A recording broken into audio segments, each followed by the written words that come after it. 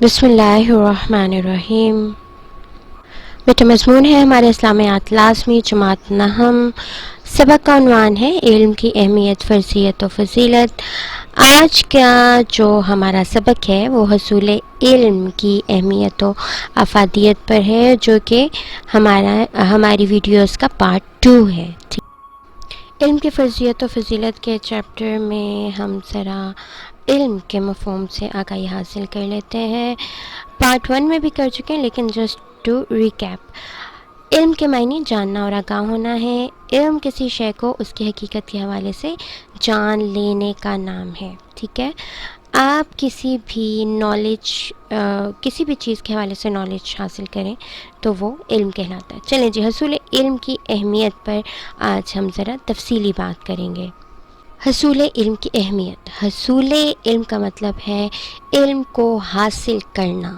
حصول علم کی اہمیت سے مراد علم حاصل کرنے کی کیا اہمیت ہے، کیا امپورٹنس ہے، اس حوالے سے آج ہم بات کریں گے۔ ہر مسلمان کو علم کے حصول کی طرف سب سے زیادہ توجہ دینی چاہیے۔ قرآن مجید نے دین کے بنیادی احکام کے ساتھ ساتھ دنیاوی فلسفہ تاریخ، غذا اور غذائیت اور سائنسی علوم پر غور و فکر کی بھی دعوت دی ہے۔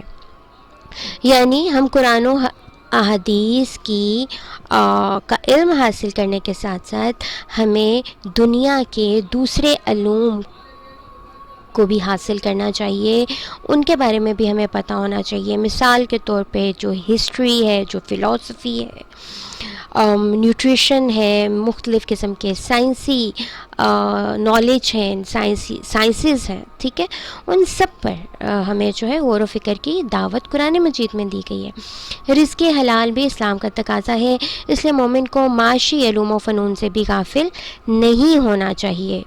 مثال کے طور پہ میتھمیٹکس ہے، اکنامکس ہے، اسٹیٹسٹکس ہے، اس طرح کے علوم بھی جو ہے وہ انسان کو سیکھنے چاہیے، جن کا تعلق جو ہے وہ اکنامیکل میٹر سے ہوتا ہے۔ دینی اور دنیاوی علوم دونوں کی بہت اہمیت ہے، دونوں کے حصول کے لیے جد و جہد کرنی چاہیے۔ کچھ لوگ سمجھتے ہیں ہمیں صرف دینی علوم حاصل کر لینے چاہیے اور دنیاوی علوم کو چھوڑ دینا چاہیے، اور کچھ جو ہے وہ صرف دنیاوی علوم حاصل کرنا چاہتے ہیں، دینی علوم حاصل نہیں کرنا چاہتے۔ دیکھیں، مسلمان جو ہے وہ ماڈریٹ وے میں اس کو اس دنیا میں زندگی گزارنی چاہیے۔ دینی علوم بھی حاصل کرنے چاہیے اور دنیاوی علوم بھی حاصل کرنے چاہیے، تاکہ اس سے اسے مومن کو دنیا اور آخرت دونوں میں فائدے حاصل ہو سکیں، ٹھیک ہے۔ تو ان دونوں کے حصول کے لیے ہمیں جد و جہد کرنی چاہیے۔ بیٹا، بندہ مومن کی عبادات کا مقصد تقوی اور رضا الہی کا حصول ہے۔ یعنی ایک ایمان والا بندہ کیوں عبادات کرتا ہے، اس کی عبادات کا ایم کیا ہے، آبجیکٹیو کیا ہے۔ وہ عبادت اس لیے کرتا ہے تاکہ اس کے اندر تقوی کی، پائٹی کی، پرہیزگاری کی، اللہ سے ڈر کی جو ہے کوالٹی پیدا ہو، اور اس کے ساتھ ساتھ رضا الہی کا حصول، کہ اللہ راضی ہو جائے، ٹھیک ہے۔ تو بندہ مومن کی عبادات کا مقصد کیا ہے، تقوی اور رضا الہی کا حصول۔ ان دونوں پوائنٹس کو ہائی لائٹ بھی کر لیجئے، یہ بہت امپورٹنٹ ہے، ٹھیک ہے۔ قرآن مجید میں ارشاد ہے، انما یخشی اللہ من عبادہ العلماء، سورہ فاطر آیت نمبر 28۔ اللہ تعالیٰ کے بندوں میں سے اہل علم ہی اللہ سے ڈرتے ہیں۔ یہ بھی ضروری ہے جو علم حاصل ہوا ہے اسے آگے پھیلایا جائے، دیے سے دیے کو جلایا جائے۔ رسول اللہ صلی اللہ علیہ وسلم نے فرمایا، بلغوا عنی ولو آیا، مجھ سے ایک آیت بھی سنو تو اسے آگے پہنچا دو، اس کی تبلیغ کرو۔ علم کی روشنی کو آگے پہنچانا گویا دوسرے لوگوں کو جہالت کے اندھیروں سے نکال کر علم کی روشنی میں لے کے آنا ہے۔ آخری حج کے موقع پر نبی پاک صلی اللہ علیہ وسلم نے ارشاد فرمایا، جو حاضر ہے وہ اس تک میری یہ تعلیم پہنچا دے جو یہاں نہیں ہے، ٹھیک ہے، یعنی علم کی باتیں دوسروں تک بھی پہنچانی چاہیے. علم کی مجالس میں جو علم کی باتیں انسان سیکھے اسے چاہیے کہ اسے دوسروں تک بھی پہنچائے. اور پھر حصول علم کے لیے عمر کی بھی کوئی قید نہیں. آپ صلی اللہ علیہ وسلم نے ماں کی گود سے قبر میں اترنے تک حصول علم کا عمل جاری رکھنے کی ہدایت فرمائی ہے. یعنی اگر کوئی شخص بوڑھا ہو گیا ہے تو وہ یہ آرگیو نہیں کر سکتا، وہ یہ بہانے نہیں کر سکتا کہ نہیں اب تو میں بوڑھا ہو گیا ہوں تو اب تو میں علم حاصل نہیں کر سکتا، اب مجھے تو کچھ یاد نہیں رہتا. انسان کو کوشش کرتے رہنا چاہیے. کتنی کہ آپ جو ہے ماں کی گود سے قبر میں اترنے تک جو ہے وہ علم کو حاصل کرنے کا سلسلہ جاری رکھیں. چنانچہ ارشاد ہوا اطلب العلم من المہد الی اللحد، ماں کی گود سے لے کر قبر تک علم حاصل کرو. یہ ہمارے نبی پاک کا ارشاد ہے. اور یہ بھی فرمایا کہ مومن علم سے کبھی سیر نہیں ہوتا حتیٰ کہ جنت میں پہنچ جاتا ہے. یعنی ایک ایمان والے کے اندر، ایک مومن کے اندر اتنی زیادہ علم کی طلب ہوتی ہے کہ وہ جتنا بھی علم حاصل کرتا ہے اس کی طلب اور بڑھتی چلی جاتی ہے، اور علم کو حاصل کر کے اپنے عمل کو بہتر کرتے ہوئے وہ جنت کی راہوں پہ گامزن ہو جاتا ہے، یہاں تک کہ وہ جنت تک پہنچ جاتا ہے. اس لیے ہمیں بھی علم حاصل کرنے کی بھرپور کوشش کرنی چاہیے. چلیں بیٹا، اب ہم احادیث کی روشنی میں حصول علم کی اہمیت سے آگاہی حاصل کریں گے. حصول علم دینی فریضہ. علم حاصل کرنے سے متعلق نبی صلی اللہ علیہ وسلم نے فرمایا طلب العلم فریضۃ علی کل مسلم، طلب علم ہر مسلمان مرد اور عورت پر فرض ہے، اس لیے مسلمانوں پر لازم ہے کہ طلب علم میں کوتاہی نہ کریں. ٹھیک ہے جی. نبی صلی اللہ علیہ وآلہ وسلم کی بعثت کا مقصد، نبی کو بھیجا کیوں گیا تھا، اس کا مقصد کیا تھا؟ نبی صلی اللہ علیہ وسلم نے اپنے بارے میں فرمایا میں معلم بنا کر بھیجا گیا ہوں. اس سے یہ واضح ہوتا ہے کہ علم کے فروغ کے لیے نبی صلی اللہ علیہ وآلہ وسلم کو اس دنیا میں بھیجا گیا تھا. ٹھیک ہے. حصول علم کی دعا. نبی کریم صلی اللہ علیہ وآلہ وسلم علم کے اضافے کے لیے یہ دعا کیا کرتے تھے کہ اے میرے رب میرے علم میں اضافہ فرما، رب زدنی علما. ٹھیک ہے جی. اور اسی طرح نبی صلی اللہ علیہ وسلم ہمیشہ نفع دینے والے علم کے لیے دعا گو رہتے تھے. اللہم انی اسألک علما نافعا، اے اللہ میں تجھ سے نفع دینے والے علم کا سوال کرتا ہوں. خواتین کو حصول علم کی تاکید بہت کی گئی ہے. نبی صلی اللہ علیہ وسلم نے خواتین کو بھی علم کے حصول کے لیے خصوصی تاکید کی ہے. نبی صلی اللہ علیہ وسلم نے فرمایا طلب علم ہر مسلمان مرد اور عورت پر فرض ہے. اس سے پتہ چلتا ہے ہمیں لڑکیوں کی تعلیم و تربیت پر بھی بھرپور توجہ دینی چاہیے تاکہ کوئی بچی ان پڑھ نہ رہے اور نہ ہی جاہل رہے. مومن کی متاع غم گشتہ، وہ قیمتی شے جو کہ لاسٹ ہو گئی ہے، گم گئی ہے. نبی صلی اللہ علیہ وسلم نے فرمایا علم و حکمت مومن کی متاع غم گشتہ ہے، جہاں سے میسر ہو اسے حاصل کرنے کی کوشش کرے کیونکہ وہی اس کا سب سے زیادہ حقدار ہے.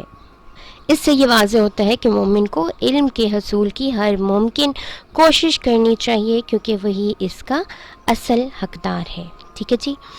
اسی طرح نبی اشاعت علم اور غزوہ بدر. علم کی اشاعت کے سلسلے میں نبی صلی اللہ علیہ وسلم کی کوششوں کا اندازہ اس بات سے لگایا جا سکتا ہے کہ غزوہ بدر کے بعد جو کافر قیدی آزاد ہونے کے لیے فدیہ نہ دے سکے ان سے آپ صلی اللہ علیہ وسلم نے فرمایا کہ وہ 10 مسلمان بچوں کو لکھنا پڑھنا سکھا دیں تو انہیں آزاد کر دیا جائے گا.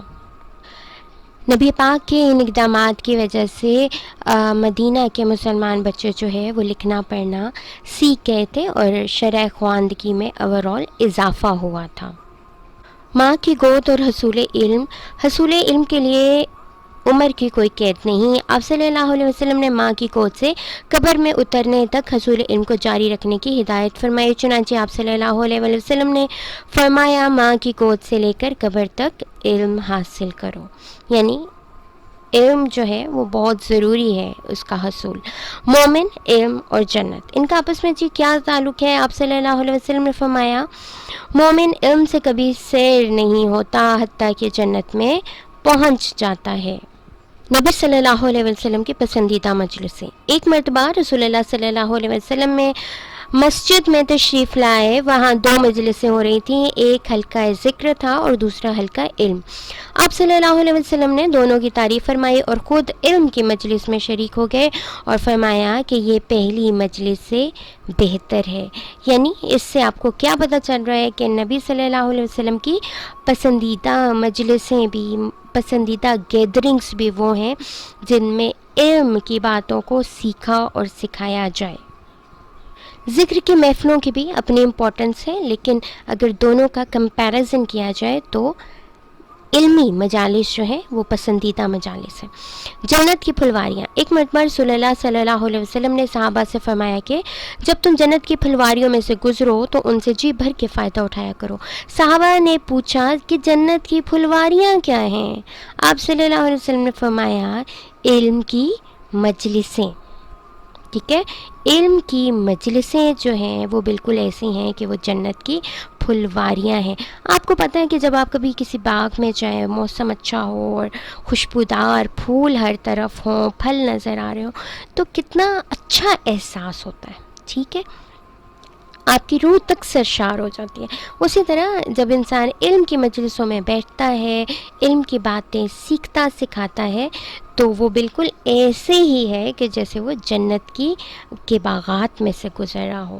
ٹھیک ہے، تو صحابہ نے نبی صلی اللہ علیہ وسلم سے جب دریافت کیا تو آپ صلی اللہ علیہ وسلم نے کیا فرمایا کہ جنت کی پھلواریاں کیا ہیں؟ آپ نے فرمایا علم کی مجلسیں۔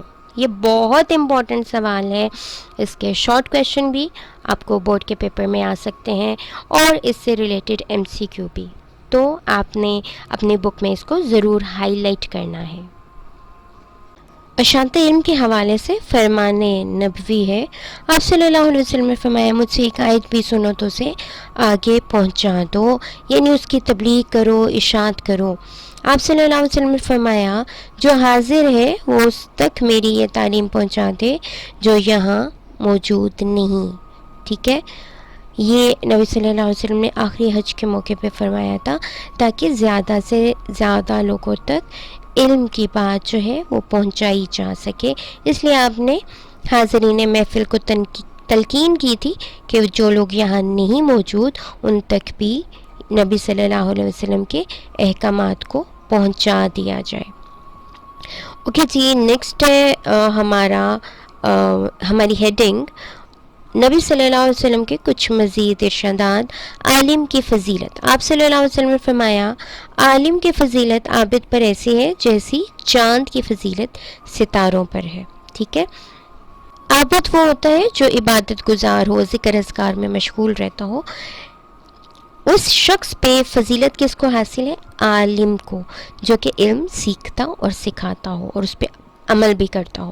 اشاعت علم ایک سخاوت، آپ صلی اللہ علیہ وسلم نے فرمایا میرے بعد سب سے بڑا سخی وہ ہوگا جو علم سیکھے گا اور اسے پھیلائے گا، اسے دوسروں تک پہنچائے گا، تو وہ نبی کے بعد سب سے بڑا سخی ہے۔ شہادت کا درجہ، آپ صلی اللہ علیہ وسلم نے فرمایا اگر طالب علم کو علم کی تلاش میں موت آ جائے تو وہ شہید ہے۔ ٹھیک ہے، اگر آپ علم کے حصول کے لیے نکلتے ہیں اور خالصتاً اللہ کی رضا و خوشنودی کے لیے، تو اس راہ میں اگر آپ کو موت آ جائے تو آپ کا سٹیٹس کیا ہوگا؟ شہید کا۔ ٹھیک ہے، انبیاء کے وارث، آپ صلی اللہ علیہ وسلم نے فرمایا علماء انبیاء کے وارث ہیں۔ انبیاء وراثت میں سونا چاندی ہیرے موتی اور جائیدادیں نہیں چھوڑتے بلکہ وہ علم چھوڑتے ہیں، اور علماء انبیاء کے اصل وارث ہیں۔ اوکے جی، ہم جسٹ اس کو کنکلوڈ کرتے ہیں آج کی اپنی اس ڈسکشن کو۔ بیٹا اسلام اپنے ماننے والوں کو درس دیتا ہے کہ علم کی تلاش میں نکلو اور حکمت کے موتی جہاں سے ملے انہیں حاصل کرو۔ ٹھیک ہے، علم حاصل کرنا لازمی ہے، ضروری ہے۔ اور مدرجہ بالا تمام احادیث جو کہ اس ویڈیو میں آپ تک پہنچائی گئی ہیں، اس سے یہ واضح ہو جاتا ہے کہ علم کی بے حد اہمیت و فضیلت ہے۔ علم کو اس قدر اہمیت دینے کی وجہ یہ ہے کہ علم کی بدولت نہ صرف انسان ترقی کرتا ہے بلکہ خود کو اور اپنے رب کو بھی پہچانتا ہے اور نیکی و بدی میں تمیز کر سکتا ہے۔ ہمیں بھی علم کے حصول کے لیے ہر ممکن کوشش کرنی چاہیے۔ وآخر دعوانا الحمد للہ رب العالمین. سبحان ربک رب العزۃ عما یصفون وسلام علی المرسلین والحمد للہ رب العالمین. جزاک اللہ خیرا کثیرا.